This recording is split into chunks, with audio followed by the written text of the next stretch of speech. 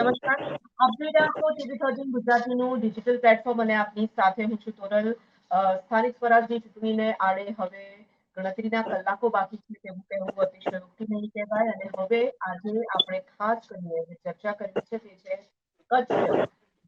કચ્છમાં કુલ 5 નગરપાલિકા આવે છે અને 5 નગરપાલિકામાં જે ચૂંટણી છે ચૂંટણીનો જે માહોલ છે તેને લઈને આજે ખાસ આપણે વાત કરવી છે. આ વિષય પર વાતચીત કરવા માટે આપણી સાથે કચ્છથી વિજયભાઈ કિનારી અને વિજયભાઈ દવે જોડાઈ રહ્યા છે. આપ બંનેનું ખૂબ ખૂબ સ્વાગત કરીએ છીએ. વિજયભાઈ, શરૂઆત હું આપણાથી કરવા માંગીશ. કચ્છનું રાજકારણ ખૂબ જ મહત્વપૂર્ણ કહેવાય અને તેમાં પણ કચ્છ ખૂબ જ ભૌગોલિક દ્રષ્ટિએ પણ જોવા જઈએ તો ખૂબ જ મોટો વિસ્તાર છે. 5 નગરપાલિકાની ચૂંટણી ત્યાં યોજાવાની છે ત્યારે કેવો માહોલ તમે જોઈ રહ્યા છો? બેન, આપ જાણી શકતા હશો કે અત્યારે જે રીતના સ્થાનિક સ્વરાજ્ય સંસ્થાની ચૂંટણીઓ યોજાઈ રહી છે, પર્ટિક્યુલર ભુજ, નખત્રાણામાં ફર્સ્ટ ટાઈમ યોજાઈ રહી છે, મુન્દ્રા, માંડવી અને અંજારમાં. તો ઓલરેડી ત્યાં બીજેપી કાર્યરત છે, તેનું ધારાસભ્યો પણ ત્યાં કાર્યરત છે રીતના. એટલે આખો માહોલ છે એ થોડો નખત્રાણા અને મુન્દ્રાને બાદ કરતા બાકીની 3 નગરપાલિકાઓમાં ભાજપનું વર્ચસ્વ છે અને ભાજપ જે રીતના પ્રચાર ઝુંબેશ કરી રહી છે એ જોતા એમ લાગે છે કે એનું વર્ચસ્વ છે. પરંતુ એક મેડમ તમને વાત કરવા માંગુ છું કે જે અંડરકરન્ટ પણ છે આજે થોડો, જે ઇસ્યુને લઈને સ્થાનિક ઇસ્યુ હોય, ગુજરાતના ઇસ્યુ હોય, રાષ્ટ્રીય લેવલના ઇસ્યુને લઈને ક્યાંક ને ક્યાંક થોડો કરંટ છે કોંગ્રેસનો અને આમ આદમી પાર્ટીનો. મેમ, અચ્છા, જયભાઈ, તમને શું લાગે છે? આપણે અંજાર, માંડવી, ભુજ, મુન્દ્રા કે નખત્રાણાની જો વાત કરીએ તો એ 5 નગરપાલિકામાં કેવી રીતનું ચિત્ર અત્યારે હાલ બનતું જોઈ રહ્યા છો રાજકીય પક્ષો તરફથી? ચોક્કસથી બેન, કરંટ તો ખૂબ જ છે વિજયભાઈ જેમ વાત કરીએ એમ. પરંતુ મૂળ પ્રશ્ન એ જ થાય છે કે કોંગ્રેસ પાસે એટલા બધા સક્ષમ ઉમેદવારો નથી અને ક્યાંક ને ક્યાંક જે લોકોના પ્રશ્ન છે એ પ્રશ્ન તરફ ધ્યાન દઈ અને તેના ઉકેલ લાવવા માટેનું કોઈ વિઝન નથી. અને એની કારણે જ એવું થાય છે કે કોંગ્રેસ તરફથી અથવા અન્ય કોઈ રાજકીય પાર્ટીઓ તરફથી જે વાતાવરણ હોય છે તે છેલ્લી ઘડીએ ક્યાંક ને ક્યાંક પરિણામ સુધી પહોંચતું નથી. અને એટલા માટે જ ઘણો લાંબો સમય થઈ ગયો આ તમામ જે નગરપાલિકાઓ છે ત્યાં ભાજપનો કબજો છે. આ વખતે પણ ચોક્કસથી જે નગરપાલિકા વિસ્તારો છે એમાં લોકોને ઘણી બધી સમસ્યાઓ છે. વારંવાર લોકો રજૂઆતો પણ કરી છે, ઘણી બધી જગ્યાએ ચૂંટણી બહિષ્કારની પણ જાહેરાત કરી છે અને ચૂંટણી વચ્ચે પણ ક્યાંક ને ક્યાંક ભાજપને આ વિરોધનો સામનો પણ કરવો પડ્યો છે. પરંતુ અંતે પરિસ્થિતિ એ જ થાય છે કે જે રીતે કોંગ્રેસ પોતાનું માળખું ગોઠવે છે તેમાં ક્યાંક ને ક્યાંક સક્ષમ ઉમેદવારોનો અભાવ હોય છે. પ્લસમાં જે લોકોના પ્રશ્નો હોય છે તેનો એ લોકો કઈ રીતે ઉકેલ લાવશે તેનું કોઈ વિઝન નથી હોતું અને તેની કારણે જ ક્યાંક ને ક્યાંક વાતાવરણ બને છે, પરંતુ ભાજપ છેલ્લી ઘડીએ ચૂંટણી લડવામાં માહિર હોય છે એટલે તેની કારણે ક્યાંક ને ક્યાંક ઘણા લાંબા સમયથી ભાજપ સત્તા ભોગવી રહ્યું છે. ને આ વખતે પણ એવું ચિત્ર અત્યારે લાગી રહ્યું છે કે સત્તા પાછી ફરી ભાજપની જ આવશે. વિજયભાઈ, ખાસ કરીને આપણે ઉમેદવારોની વાત પર આવીએ. રાજકીય પક્ષોએ જે ઉમેદવારો નક્કી કર્યા છે, જે ઉમેદવારો ઉતાર્યા છે મેદાને, 5 નગરપાલિકામાં જે બંને રાજકીય પક્ષો દ્વારા જે ઉમેદવારોની પસંદગી કરવામાં આવી છે એમાં કોઈ મોટા ચહેરા છે જે નામ રિપીટ થયા હોય અથવા મોટા ચહેરા જે પડતા મુકાયા હોય અને તેનો અસંતોષ પણ ક્યાંક ને ક્યાંક આ વખતે જોવા મળે, એવા કોઈ ચહેરા ઉમેદવારોની ચર્ચા થઈ શકે? મેમ, ગયા વીકમાં અને પર્ટિક્યુલર 2 દિવસ પહેલા સુધી આ વિરોધનો વંટોળ ખૂબ હતો. ખાસ કરીને દરેક નગરપાલિકામાં 30% જૂના ચહેરા રાખ્યા છે, બાકીના બધા નવા ચહેરાઓ છે, ફ્રેશ ચહેરાઓ છે. ક્યાંક ને ક્યાંક તો ખૂબ નવા ચહેરાઓ છે અને એને લઈને જે જૂના જોગીઓ, જૂના ચહેરા કપાઈ ગયા હતા એને લઈને વ્યાપક અસંતોષ જોવા મળ્યો હતો બધી જ નગરપાલિકામાં. અને આ વસ્તુ જે અસંતોષ હતો એ ડેમેજ કંટ્રોલ થાય એવી શક્યતા હતી. એને લઈને સ્થાનિક જિલ્લાનું માળખું ભાજપનું એને પ્રદેશ સુધી વાત પહોંચાડી અને અજય બ્રહ્મભટ્ટને પર્ટિક્યુલર 2 દિવસ પ્રવાસ કરવા માટે એને કચ્છમાં મોકલા અને 2 દિવસ પ્રવાસમાં ખાસ કરીને એને ભુજ અને ગાંધીધામ બંને જગ્યાએ જે સભા કરી, સભામાં એમને કેવું પડ્યું કે પેનલમાંથી એક પણ ઉમેદવાર તૂટશે તો જે વિજેતા ઉમેદવાર છે એમને કોઈ પણ પ્રકારનું પદ નહીં મળે. એ બહુ જ ગંભીર ચેતવણી હતી, જેને લઈને ક્યાંક ને ક્યાંક થોડું ઘણું ડેમેજ કંટ્રોલ થયું છે. પરંતુ હજી અંદર જે ધૂંધવાટ છે, અંદર જે નારાજગી છે જૂના જગીની, એ બેન બહુ સ્પષ્ટ છે.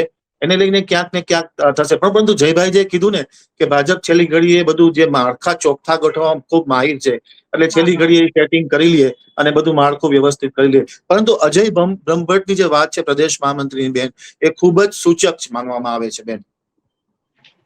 જી, બિલકુલ જયભાઈ, તમને કોઈ એવા ચહેરા જે લાગતા હોય, એવા નામ કોઈ એવા લાગતા હોય? ખેર, તમે કહ્યું એમ ડેમેજ કંટ્રોલ કરવામાં માસ્ટરી છે ભારતીય જનતા પાર્ટીની, છતાં ચૂંટણી તો ચૂંટણી છે. આંતરિક અસંતોષ કદાચ બહાર આપણને એવું લાગે કે ખાડી લેવામાં આવ્યું છે, પરંતુ ક્યાંક એ ડેમેજ બની જાય એવું કોંગ્રેસમાંથી પણ હોઈ શકે છે, ભાજપમાંથી પણ હોઈ શકે છે. એવી કોઈ ચર્ચા થઈ શકે એવા કોઈ નામો છે મોટા?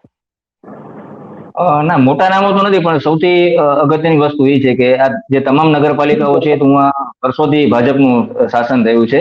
પરંતુ આ વખતે જે રીતે લોકોની સમસ્યાઓ ઉકેલવામાં ક્યાંક ને ક્યાંક અગાઉની બોડી નિષ્ફળ રહી હતી, એના પછી એવી સ્થિતિનું નિર્માણ થયું હતું કે ઘણા બધા એવા વોર્ડ છે, જેમ કે ભુજની અંદર 16 જેટલા ઉમેદવારો છે એ વોર્ડના રહેવાસી જ નથી, એ અન્ય વોર્ડમાં રહે છે અને એમને બીજા વોર્ડમાં ટિકિટ આપવામાં આવી છે.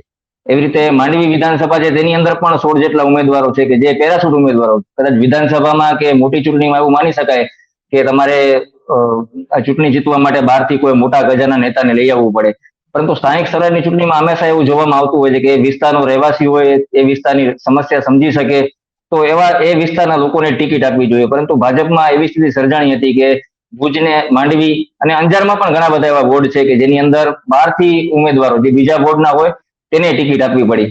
આ જ એક મોટું કારણ હતું કે કોંગ્રેસ જો કદાચ આને મુદ્દો બનાવત તો ચોક્કસથી તેને ફાયદો થઈ શકત, પરંતુ કોંગ્રેસે આ મુદ્દે કાંઈ હજી સુધી ક્યાંય કર્યું નથી. ભાજપમાં ચોક્કસથી આંતરિક અસંતોષ છે, કેમ કે કદાચ કોઈ કપાઈ જાય તો ઠીક છે કે પાર્ટી બીજી વાર તક આપે એવી શક્યતાઓ જોઈએ, અથવા પાર્ટીમાં વર્ષોથી સંકળાયેલા હોય તો એને કોઈ દુઃખ ન થાય અથવા એ પાછા પરત કામે પણ લાગી જાય. પરંતુ અત્યારે સ્થિતિ એવી છે કે જે વોર્ડનો જ વ્યક્તિ નથી, એ વોર્ડના ઉમેદવારો વર્ષો સુધી પોતાના વિસ્તારમાં કામ કરતા હોય, અન્ય વોર્ડનો ઉમેદવાર આવી અને એના વોર્ડમાં ચૂંટણી કરે એના માટે કામ કરવાનું એ થોડુંક અઘરું પડે, અને એ અસંતોષ અત્યાર સુધી હતો. ચોક્કસથી હવે જે હર્ષ સંઘવી ને ઉચ્ચ કક્ષાના જે વિજયભાઈ વાત કરી નેતાઓ આવ્યા હતા, એના પછી થોડુંક ડેમેજ કંટ્રોલ થયું છે. પરંતુ હજી પણ સ્થિતિ એવી છે કે જો થોડુંક મહેનત કરવામાં આવે તો ચોક્કસથી ઘણા બધા એવો વોર્ડ છે કે જ્યાં કોંગ્રેસ છે તે પોતાનું પ્રદર્શન પણ સુધારી શકે છે અને ભાજપને નુકસાન પણ જઈ શકે છે. ભાઈ, ખાસ કરીને આ જે પાંચેય નગરપાલિકા છે, પાંચેય નગરપાલિકાની આપણે ખાસ વાત કરીએ તો એમાં કયા એવા વોર્ડ છે, કયા એવા વિસ્તારો છે કે જ્યાં સાચા અર્થમાં ઉમેદવારોને લઈને કાંટાની ટક્કર હોય, અથવા જનતાનો મિજાજ એ રીતનો થતો હોય કે ત્યાં થોડુંક રસાકસી થતી એવું લાગી રહ્યું છે? બેન, મારી એનાલિસિસ મુજબ ભુજમાં વોર્ડ નંબર 1, 2, 7 અને પર્ટિક્યુલર થોડું 10માં રસાકસી છે, જેમાં ખાસ કરીને 1, 2 અને 4માં ખાસી રસાકસી છે, 7માં પણ રસાકસી છે. કારણ કે 7માં જે રીતના પ્રશ્નો બહાર આવ્યા છે બેન, અત્યારે સ્ટીલ પીવાના પાણીનો પ્રશ્ન છે, ઉનાળો શરૂ થઈ ગયો છે, પીવાના પાણીનો પ્રશ્ન અહમ છે. અને ગઈકાલે પણ લોકોએ ખુલ્લે આવીને બહાર બોલ્યા કે આજે ટેન્કર લેવું પડે છે, 400-450 રૂપિયાનું ટેન્કર આવે છે, પૂરતું પાણી મળતું નથી, જરૂરિયાત મુજબનું પાણી મળતું નથી. એટલે પાણીનો અને ખાસ કરીને જે ગટરના ગંદા પાણી વ્યવહારનો પ્રશ્ન ભુજમાં ખૂબ છે.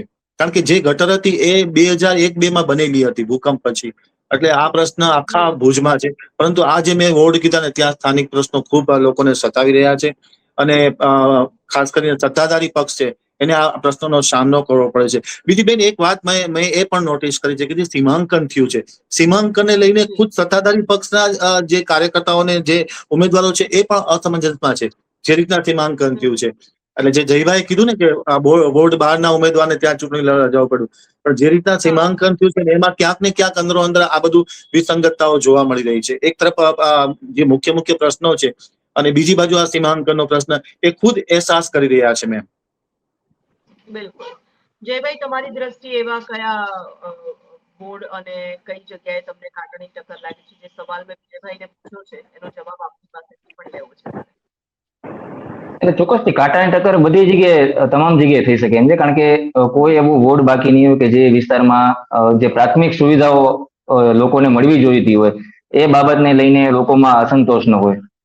એ પછી ભુજ નગરપાલિકા હોય, માંડવી નગરપાલિકા હોય, ગાંધીધામ મહાનગરપાલિકાની ચૂંટણી છે, પણ ત્યાં પણ રોડ રસ્તાથી લઈ અને ગટરની સમસ્યાઓ છે તે એટલી વિકરાળ છે કે લોકોના જે કરોડ રૂપિયાના બંગલાઓ હોય છે એની બહાર કદાચ ચાલો સ્લમ વિસ્તારમાં માની શકીએ કે ત્યાં કદાચ તંત્રને ધ્યાન આપવાનો ટાઈમ ન હોય, પરંતુ જે પોસ્ટ વિસ્તાર કહી શકાય એમાં પણ એ જ સ્થિતિ છે. પણ જેમ કહ્યું કે કદાચ ભાજપને મોત નથી આપતા લોકો અને કોંગ્રેસ તરફ જાય તો કોંગ્રેસ એનો કઈ રીતે પ્રશ્નનો ઉકેલ આવશે તેનો કોંગ્રેસ પાસે કોઈ જવાબ નથી, અને એટલા માટે જ ક્યાંક ને ક્યાંક લોકોને મજબૂરીમાં ફરી પાછી ભાજપના જે નગરસેવકો છે તેને છૂટવા પડે છે. સરકાર ચોક્કસથી ગ્રાન્ટ ભરપૂર આપે છે. ભુજ નગરપાલિકાની વાત કરવામાં આવે, અંજાર નગરપાલિકામાં ની વાત કરવામાં આવે, સરકાર ભરપૂર ગ્રાન્ટ આપે છે, પરંતુ એનો ઉપયોગ યોગ્ય રીતે કરવામાં જે ચૂંટાયેલા કાઉન્સિલરો છે તે લાંબા સમયથી નિષ્ફળ જઈ રહ્યા છે. અને એ તકનો લાભ જો કોંગ્રેસ વ્યવસ્થિત રીતે ઉપાડી શકતી હોત તો ચોક્કસથી બધી જગ્યાએ તેમને કાંટાની ટક્કર મળી શકે એમ છે. જોકે કોંગ્રેસના ભુજ હોય કે માંડવી હોય કે કેટલાક પરંપરાગત બેઠકો એમની રહી છે, અને આ વખતે પણ જેમ વિજયભાઈ કીધું કે બોર્ડ 1, 2, 3માં કોંગ્રેસ છે એના તરફથી વાતાવરણ છે, પણ આ વખતે પાછી જે રીતે ભાજપે સોગટા ગોઠવ્યા છે, સીમાંકનમાં થોડો ઘણો ફેરફાર થયો છે, એની કારણે એ બોર્ડમાં પણ ક્યાંક ને ક્યાંક કોંગ્રેસમાં ગાબડું પડે તો નવાઈ નથી. કુશભાઈ, ખાસ કરીને આપણે જ્યારે કચ્છની વાત કરતા હોઈએ ત્યારે સ્વાભાવિક પ્રવાસનની દ્રષ્ટિએ કચ્છ ખૂબ મહત્વનું છે. તમે એને બીજી રીતે બી વિચારો તો ખૂબ ખબેરવંતી જાતિ ત્યાં વસે છે કચ્છી માંડુઓની. ખાસ કરીને જ્યારે આપણે વાત કરતા હોઈએ ત્યારે અનેક વખત કાળની કપાટો પડી પરંતુ બેઠા થઈ જાય એ કચ્છી લોકો. હવે આ જે વિસ્તારો છે ત્યાં પણ એ વિસ્તારોમાં ઘણી બધી એવી બાબતો છે કે જ્યાં લોકોની આસ્થા જોડાયેલી, ક્યાંક તો કોઈ પ્રવાસનની રીતે ખૂબ મહત્વની જગ્યાઓ છે. ત્યાં એ બધું જે જ્યારે કહેવાય કે વિકાસની વાત હોય, રોડ રસ્તાની વાત હોય, ટ્રાફિક સુવિધાઓની વાત હોય, પહોંચી શકી છે ખરી? એમ આપણે આસ્થાની વાત કરીએ તો પર્ટિક્યુલર કચ્છમાં 3 તાલુકા એવા છે જે બોર્ડર ઉપરના, અબડાસા, લખપત અને રાપર. ત્યાં જે મતલબ છેલ્લા દિવસો છે, આવતીકાલનો અને પરમ દિવસ, એ 2 દિવસ એ બધું થતું હોય છે કે જ્યાં આસ્થા ઉપર લોકોને એક ટહેલ નાખવામાં આવતી હોય કે ભાઈ આપણા આ લીડર છે એક સોગંદ લેવડાવે છે કે એક કમિટમેન્ટ કરાવે છે કે તમે મતદાન કરવું જ પડશે. તો આ જે પર્ટિક્યુલર બોર્ડર એરિયાના 50 તાલુકા છે ને ત્યાં સિસ્ટમ છે. પરંતુ હવે ધીમે ધીમે લોકો સમજુ થઈ ગયા છે. ખાસ કરીને જે સોશિયલ મીડિયાનો ક્રેઝ શરૂ થયો છે, સોશિયલ મીડિયામાં જે તે વસ્તુઓ સ્પ્રેડ થઈ રહી છે, એ પણ લોકો એટલું જ એનાલિસિસ કરે છે. અને બાકી તો હવે આ જે 3-4 તાલુકા છે અને છેલ્લું જે શુક્રવાર અને શનિવારની રાતો છે, એ બધી રીતના એ લોકો એસેસમેન્ટ કરતા હોય છે કે જ્યાં આમ દામ દન ભેટ બધું ચાલતું હોય છે. એ પ્રકારે ડેમેજ કંટ્રોલ કરી અને એ પ્રકારે પોતાનું કરતા હોય છે. એમાં કોંગ્રેસ પણ બાકાત નથી. અને ક્યાંક ને ક્યાંક આ વખતે આમ આદમી પાર્ટી પણ આ ગતિ તરફ જતી હોય એવું મને લાગી રહ્યું છે. મેમ, બિલકુલ. જયભાઈ, તમારી પાસેથી મારે મતદારોના મિજાજને લઈને ખાસ કરીને વાત કરવી છે કે ઘણી વખત એવું હોય કે ક્યાંક લોકોની નારાજગી સામે આવી હોય, ક્યાંક એવું હોય કે જે સ્થાનિક ઉમેદવારો ઉતારવામાં આવ્યા છે, ઉમેદવારોની સામેનું પર્ટિક્યુલર કોઈ રોષ હોય કે નારાજગી હોય અથવા તેને લઈને તેમના મનમાં કોઈ સવાલ હોય. જનતાનો મિજાજ અત્યારે હાલ કચ્છમાં શું બની રહ્યો છે? કારણ કે હવે આપણે જયારે વાત કરી રહ્યા છીએ ત્યારે પ્રચાર હવે થોડા કલાકોમાં પૂરો થશે અને ખૂબ નજીક છે હવે મતદાન. જનતાનું શું મત છે? બેન, મેં કહ્યું ને કે જનતાનો મિજાજ ચોક્કસથી જનતાને પ્રાથમિક સુવિધાઓ જોઈએ છે, જે એના પ્રશ્નો છે તેના ઉકેલ જોઈએ છે. એ ઉકેલ માટે ચોક્કસથી તેના માટે અત્યારે તો બેસ્ટ વિકલ્પ ભાજપ જ છે, અને એટલા માટે તેઓ ભાજપને મત આપે છે. ચોક્કસથી ઘણા બધા વિસ્તારો એવા છે કે જ્યાં એની સમસ્યાનો ઉકેલ આવ્યો નથી, પરંતુ એમના પાસે ફરી પાછો પ્રશ્ન એ જ છે કે જો ભાજપને નથી ચૂંટતા તો કોંગ્રેસને મત આપીને પણ તેમની સમસ્યાનો ઉકેલ આવશે તો એ ખાતરી આપવા માટે કોઈ એવો સક્ષમ વ્યક્તિ જે કોંગ્રેસમાં આવવો જોઈએ તે નથી, અને એની કારણે જ લોકો છે તે ફરી પાછા ભાજપ છે એને મતો આપતા હોય છે. અને જે રીતે વાત કરી કે પર્ટિક્યુલરી ચોક્કસ એવા બેલ્ટ છે કે જ્યાં કોંગ્રેસનું પ્રભુત્વ છે, બાકી જે રીતે લોકસભા, વિધાનસભા અને સ્થાનિક સ્વરાજની ચૂંટણીમાં લાંબા સમયથી તમામ જગ્યાએ ભાજપનું જ વર્ચસ્વ રહ્યું છે, અને તેનો ચોક્કસથી તેને ફાયદો આ ચૂંટણીમાં પણ મળવાનો છે. અંડરકરન્ટ ઘણી બધી લોકોમાં નારાજગી છે, કેમ કે વારંવાર તેમને ચૂંટણી સમયે ખાતરી આપવામાં આવે છે કે તમારા સમસ્યાઓ છે તેનો ઉકેલ થઈ જશે, પરંતુ તેનો ઉકેલ નથી આવતો. તમે જેમ રીતે હમણાં વિજયભાઈને પ્રવાસનની વાત કરી, રાજ્ય સરકારે કચ્છના પ્રવાસન સ્થળો છે ત્યાં લાખો કરોડ રૂપિયાના ખર્ચો કર્યા છે, પરંતુ માતાના મઢની જો વાત કરવામાં આવે તો માતાના મઢ મુખ્ય જે પ્રવેશ દ્વાર જ્યાં માતાજીના મંદિરની અંદર જવાનું હોય છે ત્યાં અવારનવાર ગટર ઉભરાઈ જાય છે, અને લોકોને તેવા પાણીમાંથી ચાલી અને ત્યાં જવું પડે છે.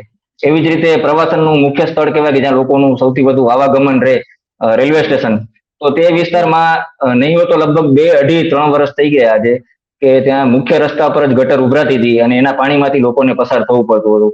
તો આવી સ્થિતિમાં લોકો, તમે સમજી શકો છો કેવી છબી લઈને જતા હશે. એટલે આ તો સરકારની કહી શકાય, પણ સ્થાનિક વિસ્તારોમાં પણ તમામ વિસ્તારો એવા છે કે જ્યાં નાની નાની સમસ્યાઓ છે, યોગ્ય સફાઈ નથી થતી, ચૂંટણી આવે અથવા કોઈ કાર્યક્રમ હોય ત્યારે ઠીક છે, લોકોને કદાચ સારી સુવિધાઓ મળતી હશે, પરંતુ આપણે એક નિષ્પક્ષ રીતે જો કહેવા જઈએ તો ચોક્કસથી લોકોને ઘણી બધી સમસ્યાઓ છે, તેનો ઉકેલ આવતો નથી. અને પ્રાથમિક સુવિધાઓ આપવામાં અત્યાર સુધી જે નગરપાલિકાના સત્તાધીશો હતા એ ક્યાંક ને ક્યાંક નિષ્ફળ ગયા છે. એની લોકોને નારાજગી છે, એની પાસે ઓપ્શન નથી. એને કારણે ભાજપ છે તે અત્યારે પણ વિનમાં છે, ને આ વખતે પણ એવું બનશે કે ભાઈ ભાજપ તમામ નગરપાલિકાઓ તો જેટલી ચૂંટણીઓ થાય છે લખપત સિવાયની, તેમાં પોતાનું વર્ચસ્વ છે તે જાળવી રાખશે. વિજયભાઈ, અત્યારે પ્રચાર જે ચાલી રહ્યો છે, છેલ્લા કલાકોનો આ પ્રચાર છે, અને સ્વાભાવિક એક વોટ જીતવા માટે રાજકીય પક્ષો બિલકુલ એડી ચૂંટણીઓ જોર લગાવતા જ હશે અને લગાવે પણ ખરા, કારણ કે તેમના માટે આ ચૂંટણી ખૂબ જ મહત્વની છે. 2027 પહેલાની આ ચૂંટણી છે, એટલે આ મસ્તી બી એક ખૂબ મહત્વની પુરવાર થવાની જ છે. કેવો પ્રચાર જોઈ રહ્યા છો તમે? આપણે તમામ રાજકીય પક્ષોની વાત કરીએ તો કેવું જોર લગાવી રહ્યા છે રાજકીય પક્ષો ત્યાં ત્યારે? મેમ, મિની સાંસદ જેવી આ ચૂંટણી છે અને આ વખતે પ્રચાર ઝુંબેશમાં લોકો થોડા ખીલા છે. મેં ગઈકાલે એનાલિસિસ કર્યું, બોર્ડનો સર્વે કર્યો. મેમ, તો જ્યાં જે લોકો પક્ષના કાર્યકર્તાઓ ઉમેદવાર સાથે જાય છે ને, તો ત્યાં મહિલાઓ આ વખતે ખૂબ ઇન્ટરેસ્ટેડ છે અને મહિલાઓ સીધો ને સટીક સવાલ પૂછે છે કે અમારા આ વિસ્તારના આટલા લાંબા સમયથી પ્રશ્નો ચાલે છે, તમે શું કરશો અત્યારે, તમે કમિટમેન્ટ કરો અને કઈ પ્રકારે કેટલા સમયમાં ને કઈ રીતના કરશો, આવો સીધો સટ સવાલ પૂછે છે. ગઈકાલે પણ થયું હતું, એના આગલે દિવસે પણ થયું હતું. ખાસ કરીને આ રીતના આખું ચૂંટણીમાં આ વખતે નવો એક ઉત્સાહ જોવા મળ્યો છે અને મહિલાઓ ખૂબ ખુલીને બહાર આવી છે અને અત્યારે એડી ચોટીનું જોર લગાવી રહ્યા છે. આપ જોતા હશો કે ગઈકાલે જે હર્ષ સંઘવી સાહેબનો જે રોડ શો હતો એ ઘણું બધું કહી જાય છે, બરાબર. તો એની સામે આમ આદમી પાર્ટી કે કોંગ્રેસે કોઈ પ્રકારના પ્રચારમાં જે સીધું લોકોને સ્પર્શે ને એવું કોઈ નથી કર્યું, નથી કોઈ એવા મોટા કાર્યાલયો ખોલ્યા કે નથી કોઈ મોટી સભા કરી. એટલે કહી શકાય કે અંડરકરન્ટના આધે ચૂંટણી લડતો એવું લાગે છે, પરંતુ અત્યારે તો ભાજપે બરાબર બધું સેટલમેન્ટ કરી લીધું છે. જયભાઈ, તમને શું લાગે છે અત્યારે છેલ્લી ઘડીનો જે પ્રચાર છે તે પ્રચારમાં કેટલી તાકાત લગાવી રહ્યા છે રાજકીય પક્ષો? ચોક્કસથી રાજકીય પક્ષો તમામ પ્રકારના પ્રયત્ન કરી રહ્યા છે, પરંતુ કોંગ્રેસની જો એક સ્ટ્રેટેજીની વાત કરવામાં આવે તો કચ્છમાં પર્ટિક્યુલરી જે એમની પરંપરાગત બેઠકો છે અથવા એમને લાગે છે કે આ જે બેઠક છે ત્યાં તે જીતી શકશે, એવી બેઠકો સિવાય કોંગ્રેસનું ચૂંટણી પ્રચાર હોય કે જીતવા માટેની જે ઈચ્છા શક્તિ હોય તે ક્યાંક ને ક્યાંક દેખાઈ આવે છે કે નથી હોતી. અને એની કારણે જે એમની પરંપરાગત બેઠકો છે એ જીતવા સિવાય નવી બેઠકો જીતવા માટે બહુ પ્રયત્ન નથી કરતો. અને ભાજપનું અત્યારે ચૂંટણી પ્રચાર જેમ વિજયભાઈ વાત કરી એમ ભલે સ્થાનિક સ્વરાજની ચૂંટણી છે, પરંતુ મુખ્યમંત્રી, ગૃહમંત્રી ત્યાં સુધીના નેતાઓને અહીંયા સુધી આવવું પડ્યું. તે રીતે જોઈ શકાય છે કે ભાઈ ભાજપમાં પણ ક્યાંક ને ક્યાંક સ્થિતિ એવી છે કે આવડા મોટા નેતાઓને સ્થાનિક સ્વરાજની ચૂંટણીમાં ઝંપલાવવું પડ્યું છે. તો કોંગ્રેસ પાસે એ વિઝન નથી કે આવી સ્થિતિ છે તો જો કોઈ એમનો મોટી લીડરશિપ આવી અને અહીંયા સભા અથવા કરે તો કાર્યકરોમાં પણ એક નવો જુસ્સો ઉદ્ભવે અને લોકોમાં પણ થોડોક વિશ્વાસ બેઠે. એટલે આવી સ્થિતિમાં ભાજપ માટે આ બધું કરવું બહુ સરળ થઈ જાય છે અને અનેકવિધ સમસ્યાઓ, લોકોમાં નારાજગી, તેમ છતાં ભાજપ છેલ્લી ઘડીએ જે લોકોને મનાવવાની જે સ્ટીક ચતવાની જે ચૂંટણી લડવાની જે આખું ચોકઠું ગોઠવે છે તેમાં ક્યાંક ને ક્યાંક સફળ જાય છે અને એટલા માટે જ આટલા વર્ષોથી અહીંયા સત્તા જાળવી બેઠી છે. અને અત્યારે પણ ડોર ટુ ડોર પ્રચાર હોય કે અન્ય બાબતોમાં સોશિયલ મીડિયા હોય એમાં ભાજપ તમામ રીતે ફૂલ જોરથી પ્રચાર કરી રહ્યું છે.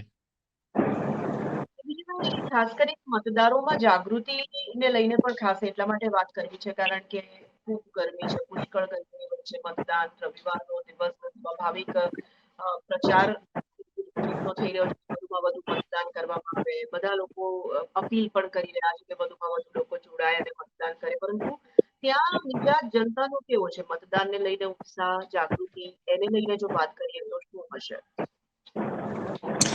ભાજપે ગઈકાલે એક ઓફ ધ રેકોર્ડ બેઠક કરી હતી, દરેક વોર્ડ વાઇઝ જેના બુથ પ્રમુખ છે, જેના ઇન્ચાર્જ છે, એને લઈને એક બેઠક કરી હતી કે ગરમી ખૂબ વધી રહી છે. અત્યારે સરેરાશ 41-42 ડિગ્રી તાપમાન છે, પ્લસ લગ્નગાળો ખૂબ છે, સખત લગ્નગાળો છે અને ક્યાંક ને ક્યાંક સિઝન પણ છે. પરંતુ આવી પરિસ્થિતિની વચ્ચે જે વહેલું મતદાન થઈ જાય સવારના પોરમાં, એ લોકોએ એ આખી ટ્રીક કરી છે કે સવારના પોરમાં આખા ઘરના જે એક મોભી હોય એને બુથ પ્રમુખ જઈને સમજાવે છે કે તમારા ઘરના લોકો સવારના મતદાન કરી નાખો.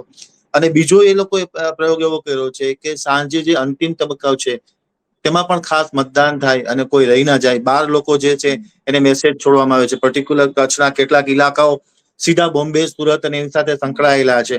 તો એ બધા લોકોને બોલાવી લીધા છે અને આજે પણ ટ્રેનો બધી હાઉસફુલ આવી હતી. આવતીકાલમાં પણ એટલા જ બુકિંગ છે કે જે બહારથી લોકો પાટીદાર પર્ટિક્યુલર છે, લોકો બહાર છે, એ બધા આવીને મતદાન કરે એ પ્રકારનું ગોઠવણ છે. પણ સવારના મેક્સિમમ 11 વાગ્યા સુધીમાં મતદાન થાય ને આ પ્રકારની સ્ટ્રેટેજી ગોઠવવામાં આવી છે કે જેને લઈને ગરમી કે લગ્નગાળો નડે નહીં. જયભાઈ, તમને શું લાગે છે જાગૃતિને લઈને, મતદારોની જે જાગૃતિ છે તેને લઈને? ખાસ કરીને મતદાન વધુમાં વધુ થાય એ તો જરૂરી છે. જનતા જેને પણ પસંદ કરતું સૌથી વધારે મતદાન થાય એને લઈને શું વિશેષ કોઈ કાળજી રાખવામાં આવી છે, કોઈ પ્રયાસો કરવામાં આવ્યા છે, રાજકીય પક્ષો હોય કે જાગૃતિ વધારવા માટેના પ્રયાસો અન્ય લોકો કરતા હોય એ વિષય પર વાત હોય? એટલે ચોક્કસથી